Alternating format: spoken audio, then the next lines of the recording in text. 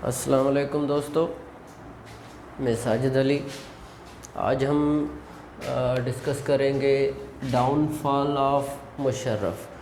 مشرف نے کس طرح سے گورنمنٹ کو الوداع کہا، کس طرح سے اس نے ریزائن دیا تھا۔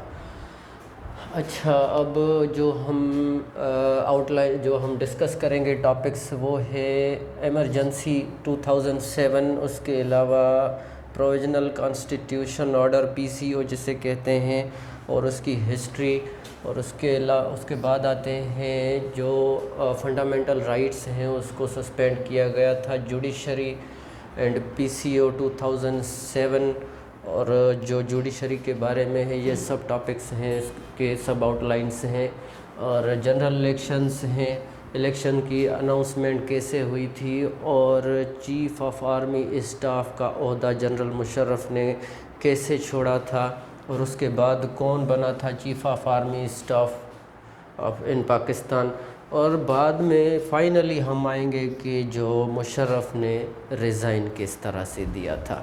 تو یہ جو ٹاپکس ہیں وہ بھی اسی جو ریزگنیشن سے ریلیونٹ ہے، اسی لیے اس کے بارے میں پہلے ہم ڈسکس کریں۔ تو اب ہم شروع کرتے ہیں اپنا جو ٹاپک ہے۔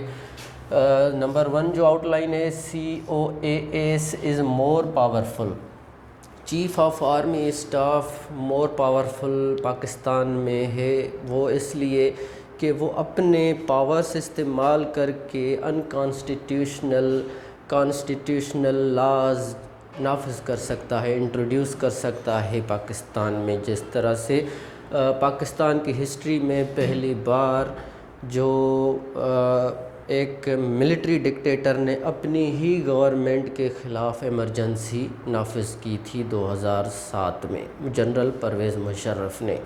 اچھا، اب آتے ہیں جو یہ آؤٹ لائن ہے، اس کے بعد جو میں نے آپ کو بتایا ایمرجنسی آف 2007، ایمرجنسی آف 2007 اس کے کازز کیا ہیں۔ جنرل مشرف نے 2007 کو 3 نومبر کو 3 نومبر 2007 کو ایمرجنسی نافذ کی تھی پاکستان میں۔ تو اس کے کازز کیا ہیں، کیوں کی تھی؟ جنرل مشرف نے کہا سوسائڈ بامبنگ اٹیکس جو ہیں وہ ہو رہے انفورسمنٹ ایجنسیز پر، جو لا اینڈ انفورسمنٹ ایجنسیز ہیں ان پر اٹیکس ہو رہے ہیں اس لیے۔ اور دوسرا جو کاز تھا وہ تھا انٹرفیئرنس آف جوڈیشری کی انٹرفیئرنس ان گورنمنٹ پالیسیز میں۔ جو جوڈیشری تھی وہ انٹرفیئر کر رہی تھی گورنمنٹ پالیسیز میں، according to general Pervez Musharraf کے یہ 2 بڑے کاز ہیں، اس لیے میں جو ایمرجنسی پاکستان میں نافذ کر رہا ہوں۔ 3 نومبر 2007 کو اس نے ایمرجنسی نافذ کی تھی۔ اچھا، اس کے بعد آتے ہیں پروویژنل کانسٹیٹیوشن آرڈر، جسے ہم کہتے ہیں PCO آرڈر۔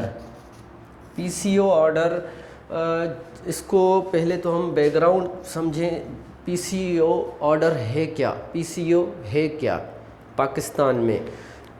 پاکستان کی ہسٹری تو ہم بعد میں سمجھیں گے، لیکن اس کا تھوڑا سا بیک گراؤنڈ سمجھیں۔ PCO آرڈر ایک ٹیمپریری کانسٹیٹیوشن ہے، ٹیمپریری لاز ہیں، کانسٹیٹیوشن ہے جو ایک ملک میں نافذ کیا جاتا ہے، اسپیشلی جو پاکستان میں نافذ کیا گیا ہے 3 بار۔ تو جو مین اوریجنل کانسٹیٹیوشن پاکستان کا ہے اس کو فار ٹائم بینگ ٹیمپریریلی اس کو سسپینڈ کیا جاتا ہے، اسٹاپ کیا جاتا ہے، اور اس کے جو کچھ پارٹس ہیں یا تو ان کو فنکشنل کیا جاتا ہے، اس کو کنٹینیو کیا جاتا ہے انڈر دا PCO، جو PCO کے تحت، ٹھیک ہے، اور جو اس کے کچھ پارٹس ہیں اس کو سسپینڈ کیا جاتا ہے، روکا جاتا ہے فی الحال، ٹھیک ہے۔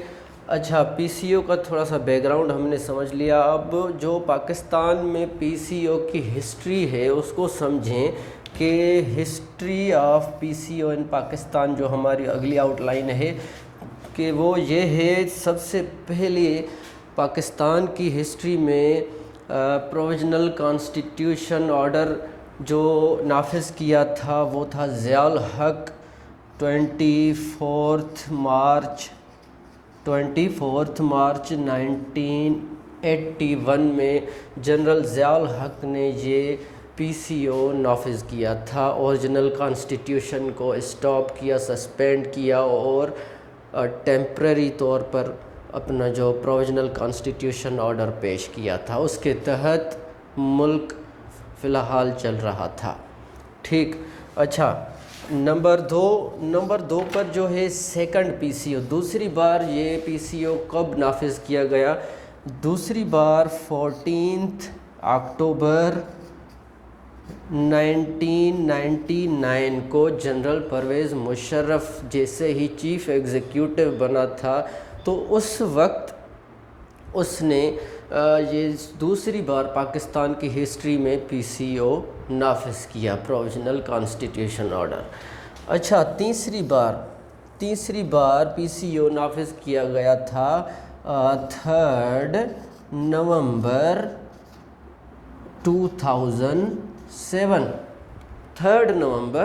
2007 کو، جیسے ہی یہ ایمرجنسی اس نے نافذ کی تھی تو اس کے بعد اس نے یہ پاکستان کی ہسٹری میں تیسری بار پی سی او پروویژنل کانسٹیٹیوشن آرڈر نافذ کیا۔ ٹھیک، یہ انشاءاللہ آپ کو سمجھ میں آ گیا ہوگا۔ اب آگے چلتے ہیں، تو ہماری اگلی آؤٹ لائن یہ ہے کہ سسپینشن آف فنڈامنٹل رائٹس جو پریزیڈنٹ کو جو بھی پاورز تھے اس نے اپنے پاورز کو استعمال کر کے یہ جو فنڈامنٹل رائٹس تھے، جیسے یہ پی سی او نافذ کیا گیا تو اس نے اس کے مطابق جو فنڈامنٹل رائٹس تھے under 9 article, 10 article, 15 article, 16 article and 17 article اور 19 آرٹیکل، اس کے بعد 25 آرٹیکل، ان کے مطابق جو بھی بنیادی حقوق، جو بھی انسانی حقوق، فنڈامنٹل رائٹس ہیں جو پاکستان میں تھے تو ان کو سسپینڈ کیا گیا تھا، فی الحال ان کو روکا گیا تھا۔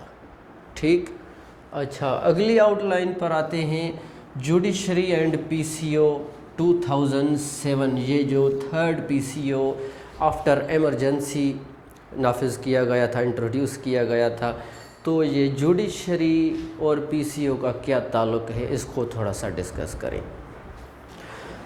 تو جیسے ہی پروویژنل کانسٹیٹیوشن آرڈر دیا جاتا ہے اس کے بعد جو جوڈیشری کے جو بھی ججز ہیں ان کو یہ کہا جاتا ہے کہ اب جو وہ حلف نامہ لیں، جس کو ہم اوتھ کہتے ہیں انگلش میں، ٹو ٹیک اوتھ، وہ حلف نامہ لیں under the P C O order. اب جو ججز ہیں جو اس پروویژنل کانسٹیٹیوشن آرڈر کو ایکسیپٹ کریں گے، مانیں گے کہ ٹھیک ہے بھائی ہم جو ہے ہم اوتھ لیتے ہیں، تو وہ اس کو ایکسیپٹ کرنے کے بعد حلف نامہ لیتے ہیں، ٹھیک ہے، ان کو کہا جاتا ہے پی سی او ججز، دے آر پی سی او ججز۔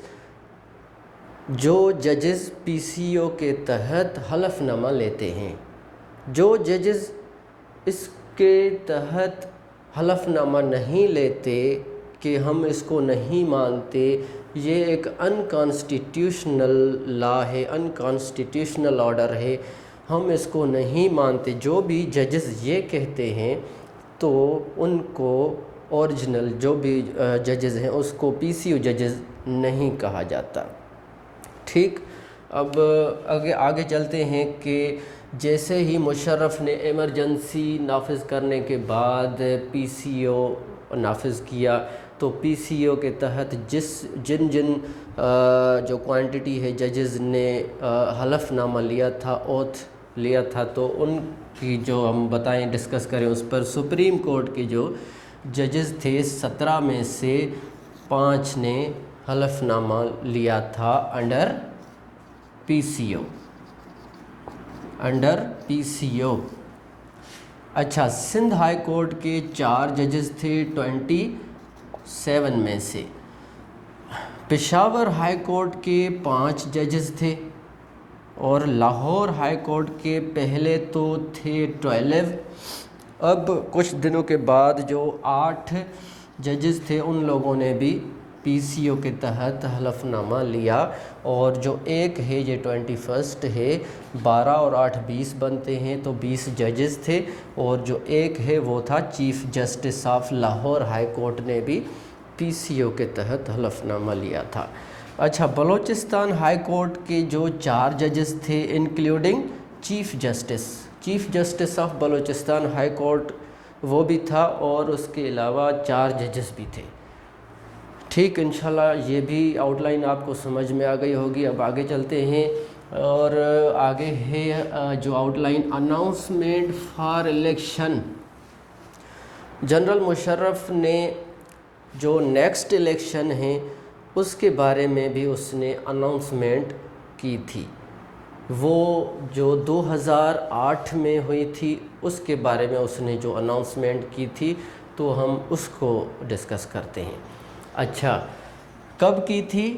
11 نومبر 2007 کو جنرل پرویز مشرف نے اناؤنسمنٹ کیا کہ کب وہ جو جنرل الیکشن جو ہے وہ منعقد کروائے گا، کب؟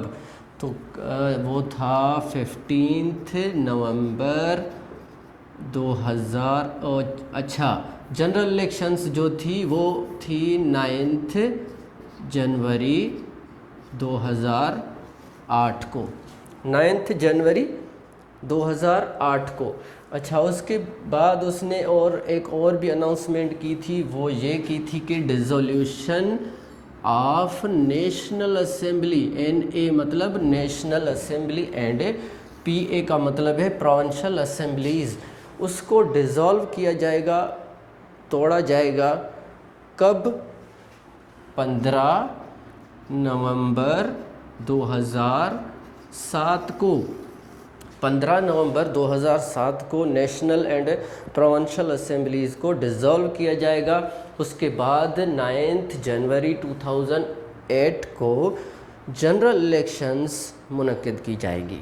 ٹھیک، اچھا، اب آگے آتے ہیں، جو مشرف نے چیف آف آرمی اسٹاف کا عہدہ کس طرح سے چھوڑا اور کس کو دیا؟ مشرف نے اناؤنس کیا تھا 15 نومبر کو کہ وہ چیف آف آرمی اسٹاف کا عہدہ وہ چھوڑے گا، کب؟ 28 نومبر 2007 کو، 28 نومبر 2007 کو مشرف نے جو چیف آف آرمی اسٹاف کا عہدہ تھا، پوسٹ تھی، وہ چھوڑا تھا۔ اب وہ ٹرانسفر کس کو کیا؟ اب کس کو بنایا chief of army staff? General Ashfaq Pervez Kayani, general Ashfaq Pervez Kayani.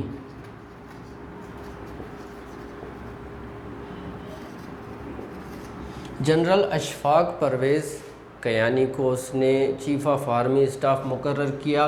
اب اس کے بعد، اور یہ تھا 28 نومبر 2007 کو کیا تھا، تو وہ پریزیڈنٹ بنا تھا 29 نومبر 2007 کو۔ اب اس نے حلف نامہ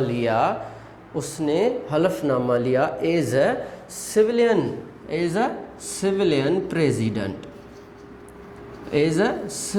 پریزیڈنٹ۔ اب وہ آرمی یونیفارم میں پریزیڈنٹ نہیں تھا، اب وہ سویلین پریزیڈنٹ کے طور پر صرف اور صرف ایک عہدہ پریزیڈنٹ کا، اس کا جو اس نے اوتھ لیا، اس کا حلف نامہ لیا، وہ 29 نومبر 2007 کو اس نے لیا۔ ٹھیک، اس کے بعد جیسے اس نے کہا تھا 9 جنوری 2008 کو الیکشنز منعقد ہوں گی، تو ہم سب جانتے ہیں بے نظیر کا جیسے واقعہ ہوا، تو اس کے بعد جو پاکستان پیپلز پارٹی اور کچھ اور جماعتوں نے یہ ڈیمانڈ کی کہ جو جنرل الیکشنز کی جو ڈیٹ ہے اس کو پوسٹ پون کیا جائے، اس کو آگے بڑھایا جائے، ٹھیک۔